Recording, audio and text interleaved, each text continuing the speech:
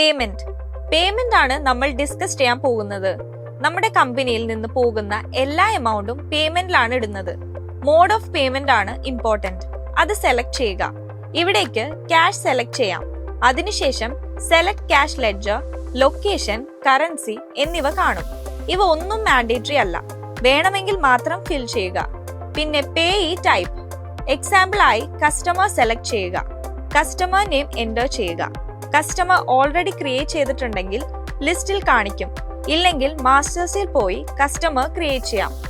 ഇപ്പോൾ amount enter ചെയ്യുക. ശേഷം സേവ് ക്ലിക്ക് ചെയ്താൽ പേയ്മെന്റ് ക്രിയേറ്റ് ആകും. പേയ്മെന്റ് ലിസ്റ്റ് കാണണമെങ്കിൽ പേയ്മെന്റ് ലിസ്റ്റ് എന്ന ഓപ്ഷൻ ക്ലിക്ക് ചെയ്യുക. അവിടെ ഡേറ്റ് ഉപയോഗിച്ച് സെർച്ച് ചെയ്യാം, അല്ലെങ്കിൽ നെയിം നൽകി സെർച്ച് ചെയ്യാം. ലിസ്റ്റിലുള്ള എൻട്രീസ് വ്യൂ ചെയ്യാനും പ്രിന്റ് ചെയ്യാനും ഓപ്ഷൻസ് ഉണ്ട്. വ്യൂ മോഡിൽ തന്നെ ഡീറ്റെയിൽസ് എഡിറ്റ് ചെയ്യാനും കഴിയും.